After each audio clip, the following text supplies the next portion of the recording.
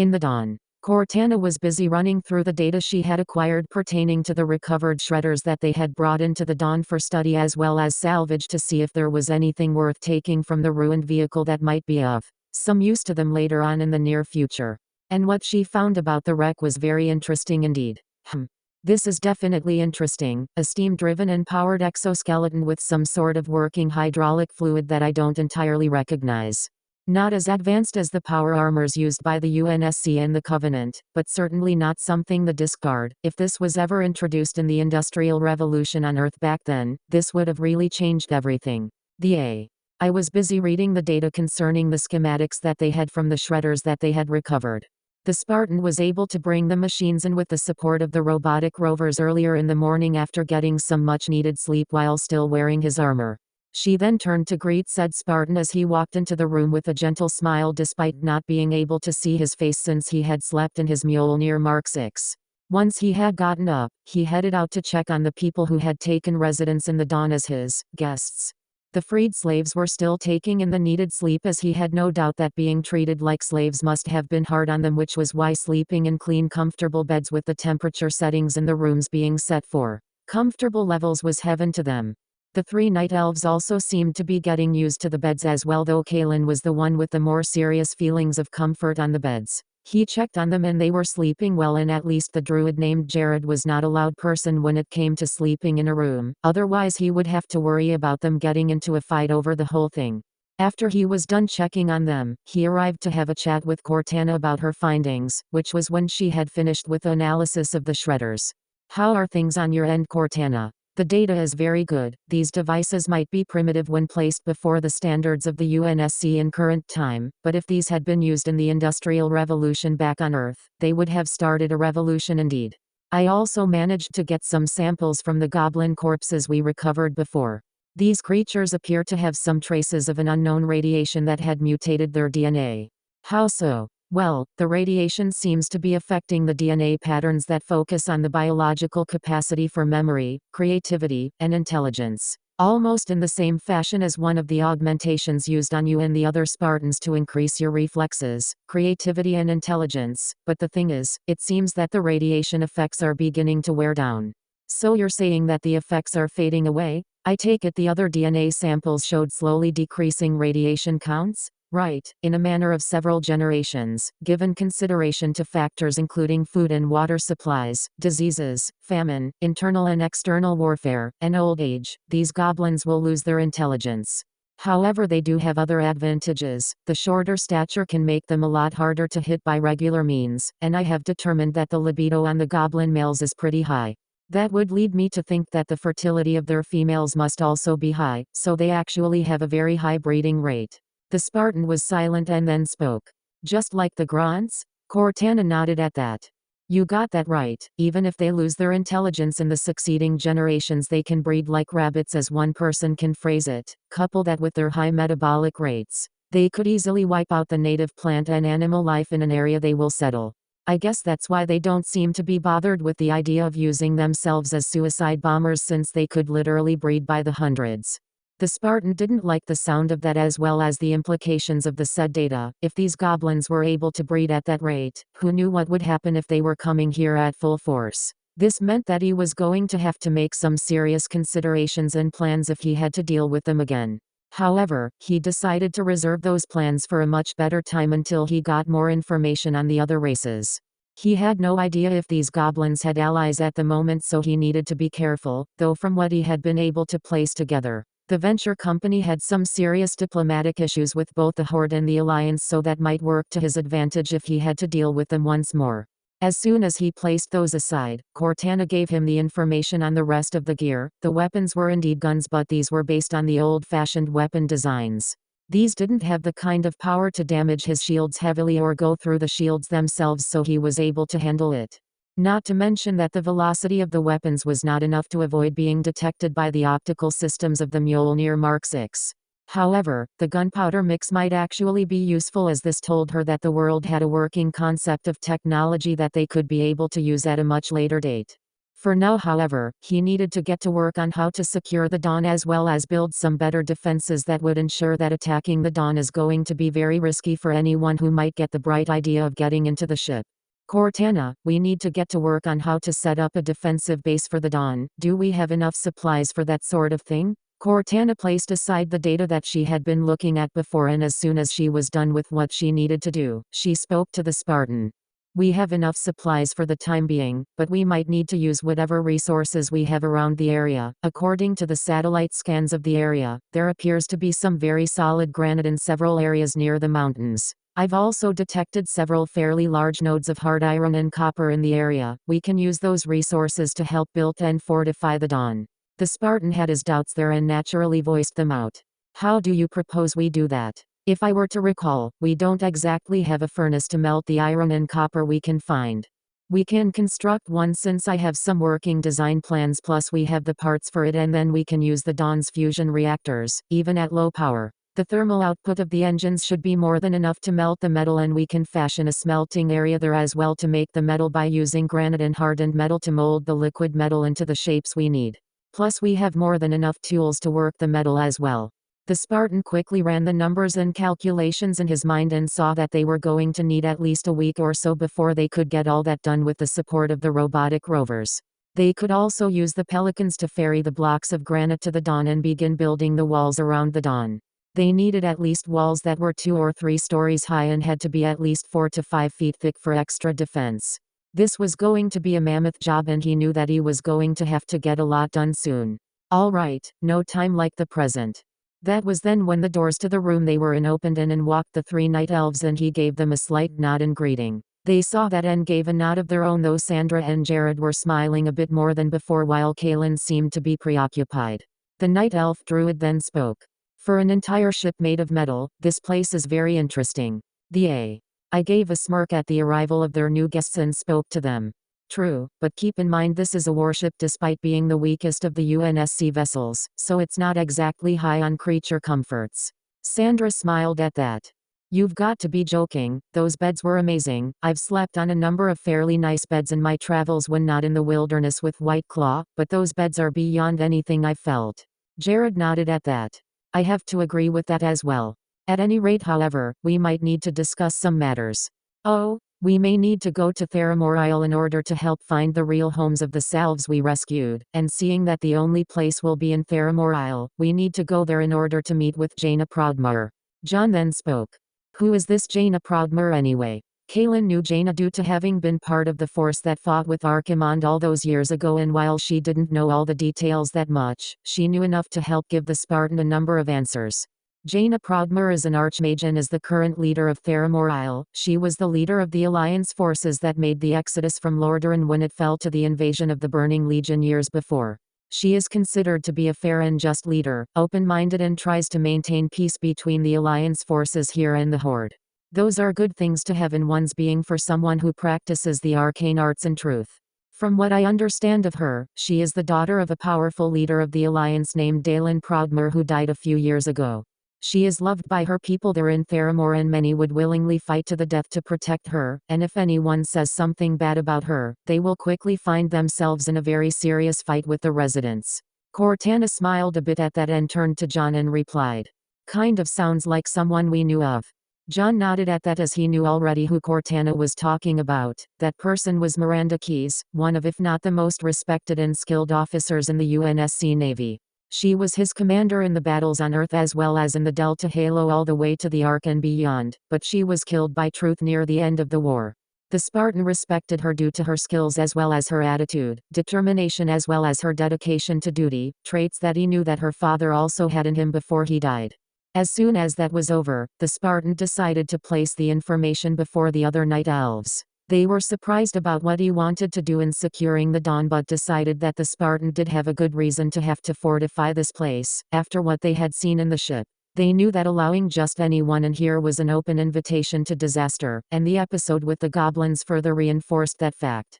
Who knew how much destruction the goblins of Venture Company could cause if they got their hands on the weapons here in the ship, let alone the vehicles themselves? As the group left, the Spartan decided to get breakfast ready for the people, and he knew that at least they had enough supplies for that, though Jared and Sandra decided to go hunting again for supplies while Kaylin decided to remain in the dawn to keep an eye on things alongside the Spartan. At least an hour or so later, the two came back with some wild deer as well as a collection of fruit as well as some edible fungus, which Cortana promptly scanned to make sure that the fungus was edible. She then told the chief that they would need to restock their supplies on the ship at some point to conserve their current stashes of MREs and other leftover supplies in the kitchen freezer. It took a while for the meals to be fully cooked and served along with coffee, though the Spartan made sure to keep the coffee away for the moment, as he had no idea just how the caffeine in the coffee would react to the people on the ship. On humans he might have something of a guess, but for the elves, he had no idea. As soon as breakfast was set, the Spartan went on his way to wake the freed slaves while chatting with Cortana on what she had been able to glean from taking the DNA samples when they were treating the wounds and injuries of the slaves that they had rescued. Apparently the humans there in the group were very much the same as baseline humans, though Cortana had detected some off DNA patterns that were there, though they didn't seem to be leading to any mutations and appeared to be dormant for the most part.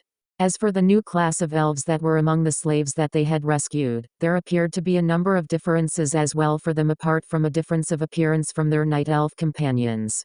For one thing, Cortana noted a number of odd DNA patterns that seemed to indicate some level of exposure to energy that naturally matched magic, though of a more unique. The DNA also showed a good deal of magical exposure, which had no doubt made those said changes. The changes seemed to indicate a much higher need for more energy to be taken in. Cortana determined that this seemed to be similar to how a drug addict's very biology is affected. Drug users have certain parts of their bodies as well as their thinking processes altered by constant use of the drugs they needed. As their bodies develop tolerances, they need bigger doses. This might relieve their cravings for the drug, but it also served to increase their dependence on it as well and make them more unstable.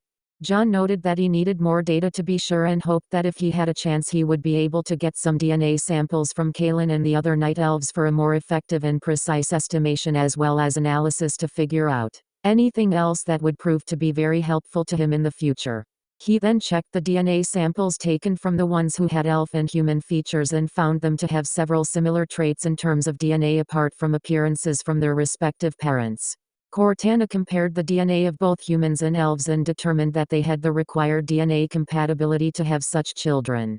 However, the ones that were known as half-elves didn't have the same level of mutation due to magical energy exposure, and while having some considerable talent, Cortana had determined that they didn't share the same magical addiction as full-blooded elves who were not related to the night elves.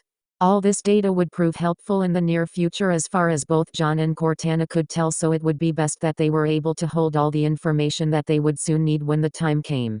The people woke up a bit later and were soon trooping to the mess hall and were quick to eat the food that was presented to them.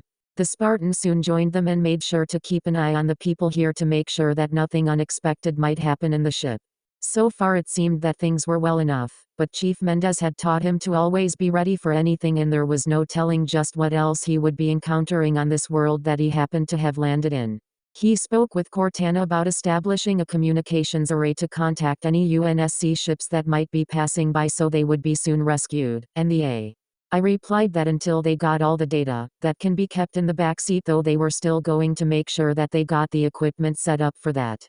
Horizontal ellipsis. As soon as breakfast was set, he told the slaves that he intended to take them to Theramore Isle and ask if they could be taken to anywhere they wished to go once he was done talking with the head of the government on Theramore Isle, Jaina Prodmar, but before he did so, he would need to fortify the ship first to prevent anyone from just walking into the area and doing all sorts of damage or steal anything inside the ship while he was away. He was then surprised when the group of humans, elves, and the half-elves asked if they could be able to help him in doing those said tasks as a way to thank him for helping free them. John was not sure that this was such a good idea, but Cortana replied that they might need the extra help, and besides, it would certainly cut down on time. The Spartan had his doubts but decided to chance it and asked each of the people there how they would be able to help him. It turned out that the group were used not just as manual labor, but they also had gained some skills that could be useful, such as masonry, metalworking, and some level of basic chemistry, no doubt due to the goblins deciding to use them for more dangerous work. This was further confirmed by the elderly man who told his name. The old man's name was Samson Hightower, and he had been part of a much larger group of slaves who were used by the goblins for manual labor and the like. However, those assignments had led to a lot of injuries and deaths as well. This naturally angered the Spartan and the UNSCA. A good deal as the idea of this was appalling to them. The Spartan naturally replied that they were under no law to help him, but the old man refused. You saved our lives and you have risked yourself and your comrades to help us. You gave us shelter, food, beds to sleep in, warm clothes, and all without asking for reward of any kind. It would be wrong to us to not give something to thank you in return. We may not have money, no gold, no silver, not even a simple copper coin, but we have out knowledge in our hands to help you. Please, kind Spartan, give us a chance to repay you in some way. The Spartan could see that persuading the old man was not going to work, so what was the point of saying no to him? All right, but I need you to promise me that you will not speak of this place to anyone. I prefer to keep my secrets with me until I know more. Samson nodded, and so did the other humans as well as the elves and the half-elves, with the old man speaking. We swear by the holy light we will keep our promise. As soon as that was done, the Spartan began to gather supplies that he would be needing in order to get the walls built. Cortana had suggested that the walls should be circular around the dawn and should be at least 3 stories high and should be reinforced with iron that they were going to turn into high tensile strength steel in the furnace, which would soon be coated with a special anti-rusting agent along with some copper, with sheets of the said steel alloy to be used to act as outer wall plating. The metal would then be held into place with Instacrete.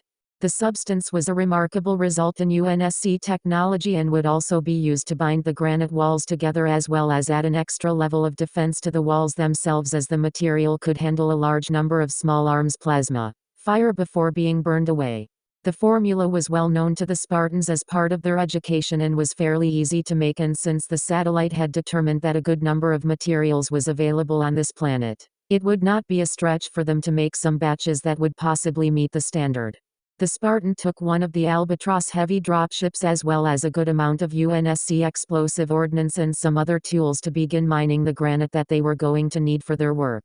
They were naturally bringing along some of the people that the Spartan had rescued to help with the location of good quality granite. Once they arrived on site, the large amount of granite was determined to be enough for a quarter of the walls that they needed. The Spartan went to work in getting the ordnance set and was soon blasting away at the granite, making sure to cut only the right size slabs as well as the required thickness. It was going to be a mammoth task, which was why he resorted to using the Albatross dropships, as they had better carrying capacity than the Pelicans. The people on board were amazed at the fact that they were in such flying ships, but they were more concerned with that they needed to do for their savior. It was hard work, but the Spartan was able to get a large amount of granite slabs that they needed. It was a good amount of hours before a large number of slabs were brought in. As soon as the slabs were brought into the site, the people working began to dig trenches into the soil before the dawn in what was a pentagon-like pattern.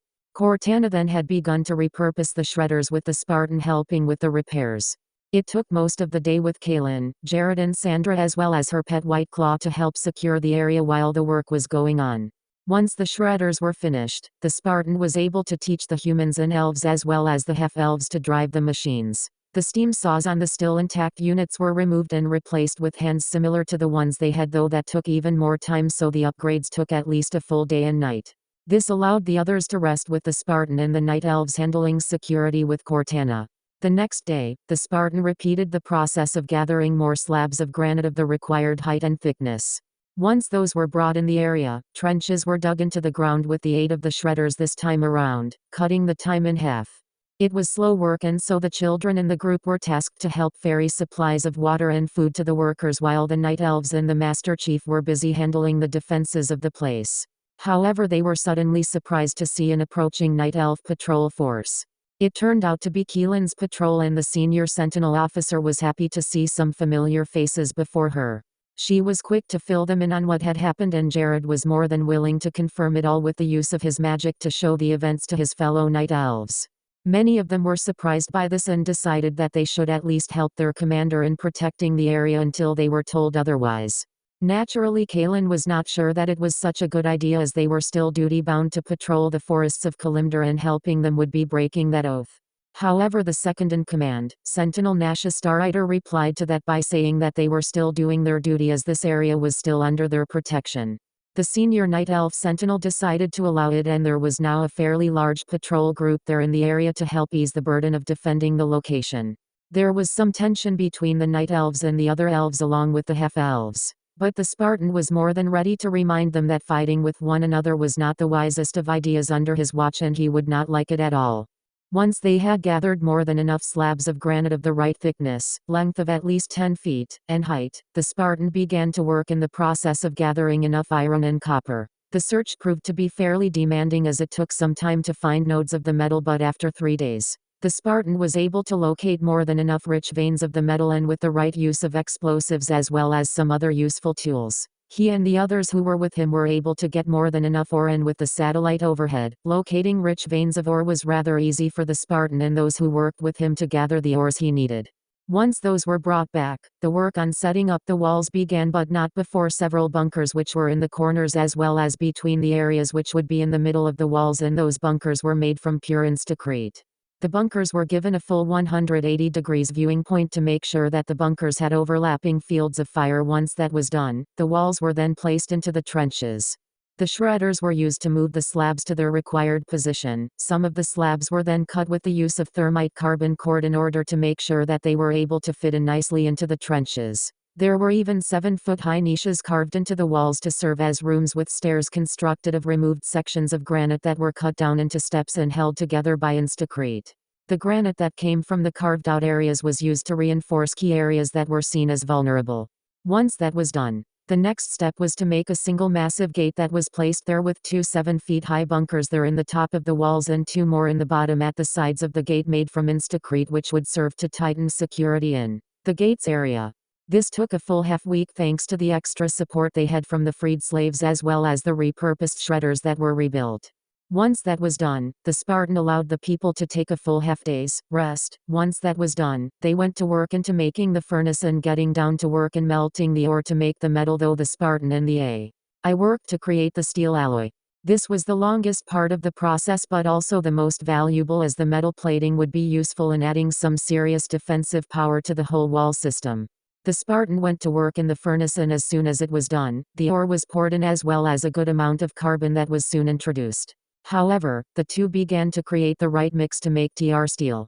This was much stronger than regular steel and would be very effective to serve as both armor and reinforcing structural support for the walls.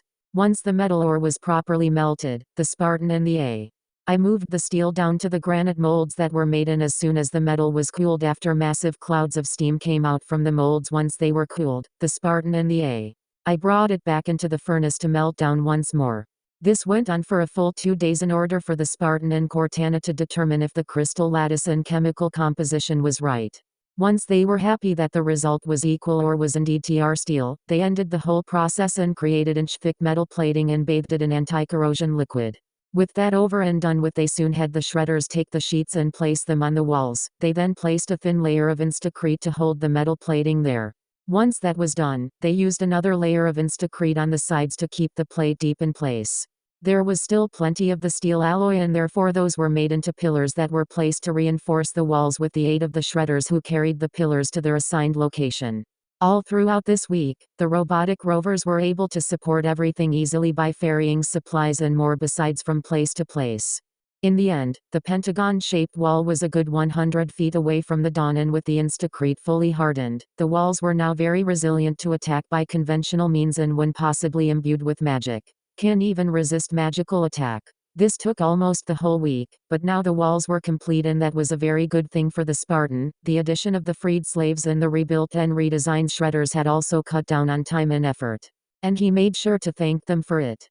Samson and the others were very happy with the praise from their savior, and they soon were able to sleep properly and dreamed of finally being able to return to their homes and families if they were still around for them to meet once more. This also meant that they were soon going to be able to go to Theramore Isle, though the Spartan told Jared to go to Tyrande and tell her that with the dawn fully secured with defensive walls around it, they were soon ready to meet with Jaina, and he would really be grateful if a message could be sent to Jaina to expect them soon. The druid was more than happy to do that part and was soon in crow form and flew back to Darnassus. Horizontal ellipsis. In the Temple of the Moon in Darnassus. Tyrande finished listening to Jared's report, and while she had been interested in getting some rest, hearing about what had been going on with their Spartan guest was something that she could not turn down. So far it seemed that he was not causing any trouble, though she had to admit that seeing his actions was both interesting and slightly impressive.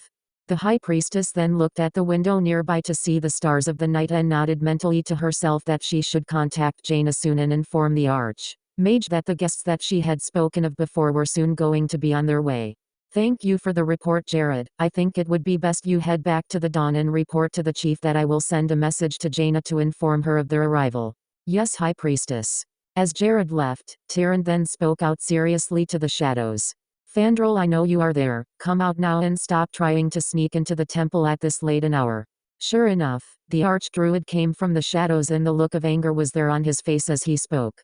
You still allow this human, this Spartan, to remain in our lands, Tyrande? Why is that? Tyrande then replied seriously to the words spoken by the archdruid. I have made my decision, Fandral. He is not an enemy of ours and should not be seen as one by anyone. And how can you be so sure we can even trust him? He has already shown his people's power, and no doubt since we have not been shown everything that he knows, we have no idea what else he can do. What can we possibly do if he decides to attack us? Tyrande sighed and replied. I am willing to take that risk. If he does betray us, then I will personally fight him when the time comes. But until that time comes, he is our guest, and as such he is to be treated with respect and courtesy, Fandral, and I want you to know that this should be the last time you come here in this temple in this fashion. Fandral looked at the high priestess and saw that Tyrande was serious and gave a mocking bow and left. As soon as he was gone, Tyrande sighed once more and decided to go to her room and get some much-needed sleep for the days to come. The diplomats were a bit delayed due to arranging travel requirements due to some news that had stopped them from going ahead with their plans to arrive tomorrow. Horizontal ellipsis. The next day, the people in the ship were amazed at the sight of the lands below them as they were currently looking over the lands through the viewing areas of the Albatross heavy dropship. The number of people made it necessary for the Spartan to use the Albatross instead of the Pelican dropship in order to make use of the space. The reason was that if he had taken Pelicans, there would have been an extra expense on the fuel supplies they had in the base. Before they left, the Spartan had suggested that the remaining Night Elf patrol forces would remain in the Dawn to secure it, while Cortana handled the outside security with the use of another copy of herself to handle the security systems. The Spartan had plans to further increase the defensive ability of the base by setting up defensive weapons in the walls with the use of the weapons and supplies that were on board the Dawn. But he decided that it could wait for his return once he met with Jaina Proudmoore, as well as gather even more information that will prove very useful in what he needed to learn about the world.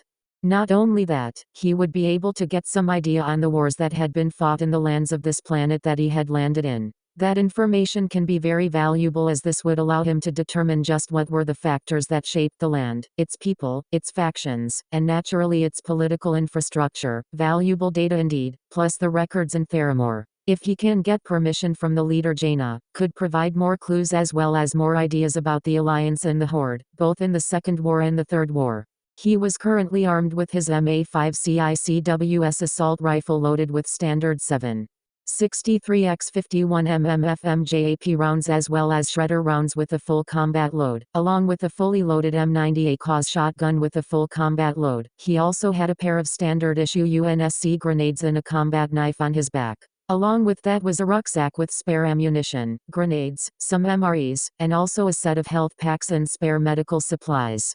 He knew that he was soon going to be in unknown territory, so no sense not going in there prepared. Cortana then spoke to him via the holotank inside the Albatross dropship's command area where Kaylin was, while Sandra, Jared and Whiteclaw checked on the people in the back. You know we're on a diplomatic mission, Chief. Why did you have to bring this much firepower with you? Better safe than sorry. Cortana gave an amused sigh while Kaylin observed the two of them as they began to talk to one another. It became obvious that the two had worked together for years, judging by the casual way that I talked to the Spartan, while she had no idea what to make of the blue glowing woman and she had no idea what exactly an I was, but there was no doubt in her mind that the two were very close and worked well together in battle and beyond that, though she was still taking only simple guesses. So far there seemed to be no difficulty in seeing that the two were close, and it was odd that the woman could talk to the Spartan so freely and he didn't seem to mind at all. She wondered just how they had met. The Night Elf Sentinel shook her head at that train of thought and focused on other things. Why am I curious as to how these two met? Why am I suddenly thinking these things? She was so wrapped up in thought that it took the Spartan tapping her shoulder gently to wake her up from her train of thoughts. Giving a slight gasp and finding herself staring at the Spartan who was looking at her, she managed to recover her wits and spoke to the Spartan. What is it? You seem to be deep in thought. Is there something bothering you? Kaylin shook her head and replied. No, I was just thinking about this. It's actually the first time I have ever set foot in a place like Theramore Isle. I've only heard stories of it after all. The Spartan continued to look at her, and for some reason, instead of thinking of her face looking back at her, the female night elf began to think of the Spartan bare of his helmet and that reflective golden faceplate. His face looking at her with the same intense brown eyes. Byalun. What is wrong with me? I am not some simple young girl looking at a handsome male anymore. I am a sentinel and I should act like one. I must not think like this when he is looking at me. Are you going to be alright once we're in Theramore? If you don't feel like it, you and your friends can stay here while I speak with Jaina Proudmoore. Kaylin didn't know why, but she suddenly felt this urge not to let the Spartan out of her sight for a moment, and that confused her as she already knew that he was more than able to take care of himself if the time came. That was more than enough reason for her not to worry too much about the Spartan when it came to combat. However, it seemed that losing sight of the Spartan did not appeal to her for some reason. Not only that, the idea of him being alone with other females seemed to make her feel somewhat unsettled. Yet another reason why she was confused with herself as she managed to reply. No, I'll be fine. The Spartan nodded finally and turned his attention back to piloting the albatross, much to Keelan's relief, as she was not in the mood to be under his scrutiny for any longer, not when she was still trying to make sense of her thoughts for the moment. It was not long before they were soon inside of Theramore Isle, and the Spartan wondered on one promising question. Where was he going to land the albatross? Horizontal ellipsis. In Theramore Isle's seat of power, Jaina was currently busy reading a scroll when her chamberlain, the former guardian of Trisful, Edwin, arrived and spoke to her. You seem to be deep in thought, Jaina. What is it? The young archmage turned and answered her. I just wonder about this Spartan that Lady Tyrande spoke of to me. She had mentioned that he will soon arrive here in Theramore, and while she had indeed assured me that he is no agent of the Legion, I am very concerned about all the other things that she has told me about him and where he comes from. The former guardian nodded at that, as she had been there and hearing the information brought forward by the High Priestess of the Night Elves. To hear that they were dealing with a human being who came from such a world where technology was the prime driving force while magic was non-existent was rather surprising, as well as the fact that they were able to flourish in what would have been nearly 1,000 worlds. Jaina was very much interested to learn as much as she could about this Spartan, but there were some other things that she was a bit worried about. After hearing about the battles he had been in previously, she was concerned about how he might react to being in Theramore, not to mention how the others would feel about him. You are worried about what you have learned about him, I see. It's understandable. I certainly am interested to hear just how his world had reached such a level like that without magic to aid them myself. Jaina smiled at her longtime mentor and understood the interest in Edwin on meeting this person. The former guardian had no interest in meeting regular people, but something about the Spartan got her interest, and she was curious about what this Spartan had to say.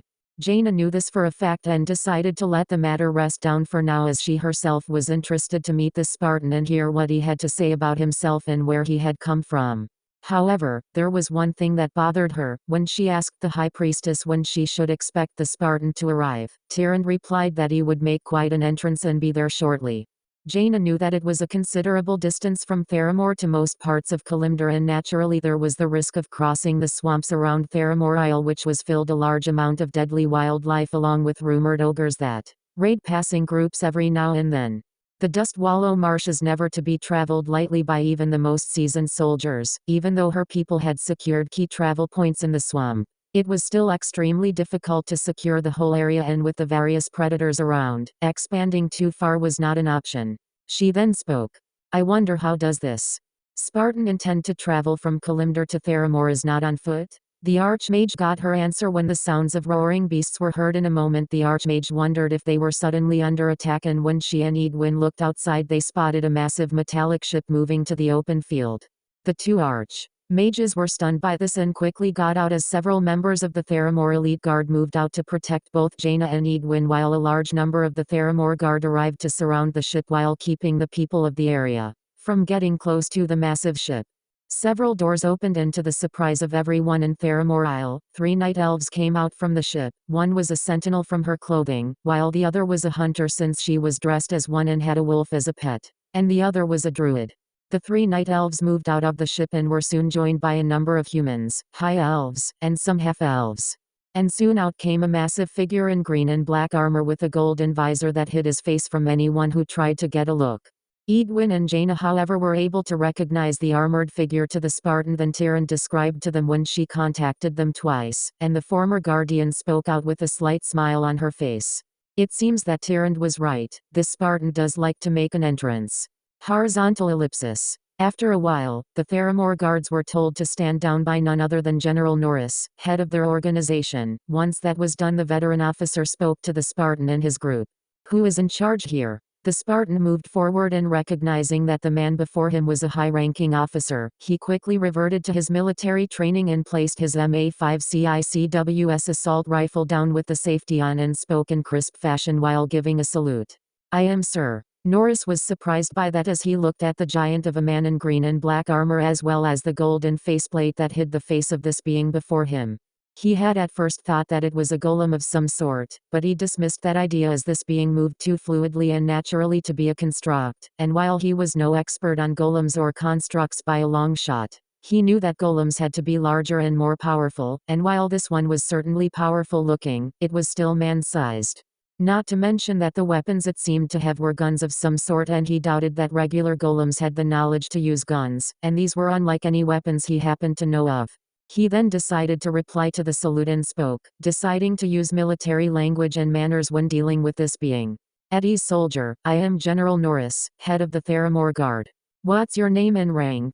"Master Chief Petty Officer Spartan 117, UNSC Navy, sir." General Norris raised an eyebrow and decided to take a stab at an idea on how to make further sense on what was going on before him. "All right, I assume that the first 4 words you spoke is your rank?" "Yes, sir." "And the 5th word in the numbers is your name and designation?" "Yes, sir." "And the last is the group you belong to." "All right then, what's your business here in Theramore, and what in the name of the Holy Light is this thing?" "We came here to drop off a number of freed slaves that we were able to rescue for the Goblin Venture Company. We were hoping that they were going to be allowed the chance to return to their homes once they are allowed to leave the area by and why travel means available. We were also told by High Priestess Tyrande Whisperwind to speak to Jaina Proudmoore. And for this is an Albatross dropship, used by the UNSC to carry increased numbers of troops, vehicles and supplies into combat zones and serve as a temporary command center." Norris looked the thing over. Whoever this Master Chief belonged to had some serious muscle and know-how. There was not a single bit of dwarven or gnomish work on this thing, at all. He then decided to send one of the guardsmen to speak to Lady Proudmoore about this. "All right, I'll lay aside the questions for now. I'll see if Lady Proudmoore is indeed expecting you. If she is, I suggest that you leave your weapons before you enter the building where she is. Is that understood?" The Spartan nodded at that. Norris then dispatched one of the guardsmen to speak to Lady Proudmoore, and it was not long before the guardsman came back to report that Jaina Proudmoore was indeed waiting for the Spartan. Thus the guardsmen formed an escort force around the Spartan and the 3 night elves who followed. The Spartan, however, noted that the men were gripping their weapons tightly, all waiting as if given the signal to attack.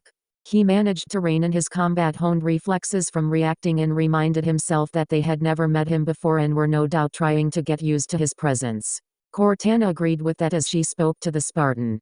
"Keep your cool here, John. These guys are professionals, but they are certainly nervous, so try not to do anything rash. We are on a diplomatic run after all." "Right." They soon arrived at the castle, which according to what Sandra told him before they left the dawn was the main area where the government of Theramore was centered and where they could find Jaina Proudmoore. The Spartan determined that the location and fortifications were ideal for defense. But there was nothing that a few well-placed explosives couldn't cure if push came to shove.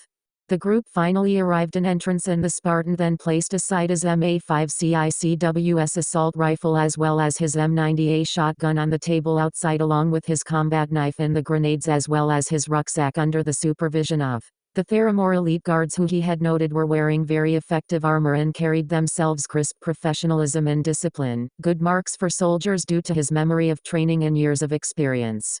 As soon as he entered the building that served as the headquarters of the leader of Theramore Isle, he looked about to study the defensibility of the place he was entering. Several armed guards and chain and plate mail were in the room and several glowing crystals as well. Cortana then spoke to him in their private COM channel. Those appear to be some sort of magical sensors. Makes sense that they would have that around. This would no doubt tell them if anyone has hostile intent towards anyone here. It was at this point that Jaina, Proudmoore and Edwin arrived into the hallways to meet the Spartan. Horizontal ellipsis. Immediately the Spartan began to assess both women who were coming towards him. The first was a woman who had deep white hair and had glowing eyes that were blue and white. This told him easily enough that this was no ordinary person before him. The woman was attractive and seemed to radiate power and authority despite her apparent attempts to hide her presence. She wore the clothes of a chamberlain, but the Spartan could tell that she was not an ordinary being. He then switched his normal vision mode in the Mjolnir's helmet to the one used to detect magic and saw that the woman's power levels were very high despite not being as bright as the other one. However, he could sense that she was a lot stronger in terms of knowledge and experience, and that counted for something in the veteran warrior's mind. One thing was certain to the Spartan: this was a person that deserved to respect and also to worry of, though not to the point of paranoia. Cortana naturally was scanning the woman as well as John and gave her own conclusion. She uses a different form of power from the ones we've met. It has the same type of power as the other one, who might very well be Jaina Proudmoore. This woman seems to be a lot stronger than she looks. Let's make sure to keep an eye on her, but not to the point of revealing we suspect her to be more than she seems. The fact she's trying to make herself meld with the background is very telling. Right. The Spartan then turned his attention to the younger-looking sorceress. She had blonde hair, deep blue eyes, and was very much an attractive woman and carried herself with strength in both body and mind. This told her that she was a studious person and quite knowledgeable. The Spartan could also see a sense of independence and spirit, and tempered with compassion for life with a willingness to fight only as a last resort. The Spartan knew this by looking at the way the woman moved and acted, something that he learned at a young age. The woman also dressed in a rather unique fashion that further separated her from the others. She had on some form of shoulder armor that appeared to be thin but strong and light, next her some form of outer vest that had sleeves up to the elbows with golden thread lining. The inner garment had long sleeves and more elaborate designs in golden thread at the end. She had a type of lightweight armor plating there on what appeared to be a tank top style garment that revealed her stomach, with a purple cloth outer garment with golden thread lining similar to the vest she has on, and a long white skirt that had golden designs there as well. She had in her hands some sort of staff made from an unknown material with an emerald crystal that was shaped like a spearhead and glowed with power and light. The Spartan could tell that these two women were powerful, and from what he could see, there was no doubt that this was going to be a very long discussion. As for Jaina and Edwin, they too sensed something about their guest. Horizontal ellipsis. For the former guardian of Trisful, she could feel that the person was studying her earlier, trying to figure out what was she hiding. This impressed the nearly millennia-old woman. She had enough power and experience to hide her true self and abilities from most people, with the exception of Jaina, who knew who she really was. But this Spartan seemed to be able to tell that she was more than a simple chamberlain. She also sensed something. The aura of a veteran warrior who had seen and done much. She had no idea why, but she could sense it, and there were only few people who could have such an aura. King Varian was one such person, along with Balver Fordragon, King Lane Wynn, and of course, Anduin Lothar himself. While in the past, she had no interest in meeting warriors, there was no denying that she had met some very capable ones, and this being had such an aura. Something that she knew was worthy of respect. She sensed no magic in him, yet she could tell that there was something there, something with power yet unlike anything she had seen and felt before in her life. This bears more looking into. Right parenthesis. Horizontal ellipsis. For Jaina, there was no doubt that this person was someone who was a full-bred warrior. She had seen and met her fair share of male warriors before, namely those who came to her new home to rest and eat as well as do trade.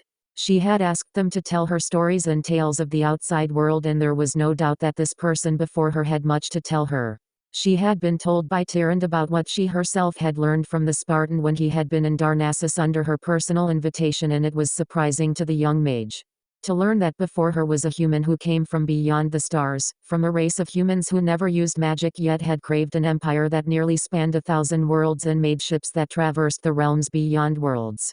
Such tales really attracted the attention of the young woman, who had always had a thirst for knowledge. But that knowledge was tempered by what Tyrande had said about these humans fighting a large collection of races that wielded greater technology than these humans that Spartan was part of. She couldn't help but be shocked and horrified at the idea of warfare that spanned whole worlds, yet somehow the humans from this world entered and fought on. Tyrande had told her that she requested the Spartan to stop showing the images since she couldn't take any more of the sight of such slaughter. But maybe she could hear the rest. For whatever case, she decided to let the man speak for himself and judge accordingly. Her times in fighting the Legion and the Scourge told her that it was better to learn all that she could about anyone new before making a plan of action on how to deal with the people who came to her new home. She will do her best to avoid bloodshed in combat and only resort to violence when there is no other viable option. She then wondered just how she would be able to deal with the chance that the Horde would hear of this Spartan, but decided that it could wait for a more advantageous time, though she knew that she needed to be ready for anything that will happen soon. Horizontal ellipsis. As the groups looked at one another, Jaina decided to go first and make the needed introductions between herself, Edwin and the Spartan. Greetings to you, Chief. I am Jaina Proudmoore, leader of Theramore Isle. High Priestess Tyrande mentioned to me that you would be coming.